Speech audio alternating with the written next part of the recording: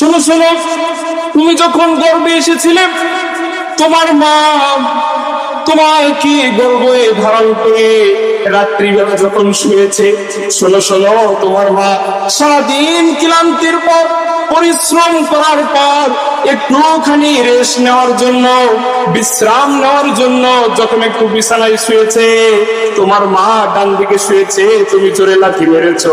তোমার বাপ বাম দিকে শুয়েছে, তুমি জোরে লাথি মেরেছো। তোমার মা এবার সোজা হয়ে শুয়েছে, তুমি আবার লাথি মেরেছো। এরপর তোমার মা যখন সহ্য করতে না পেরে বিছানার উপরে বসেছে, তুমি আবার চাপ মনে করে নড়াচড়া করেছো। তোমার মা মনে করেছে আমার সন্তানের ব্যথা লেগে যাবে, তাই তোমার মার ঘুমাই নাই, তোমার মা সারা রাত দাঁড়িয়ে থেকে পার করে দিয়েছে, ঠিক কিনা?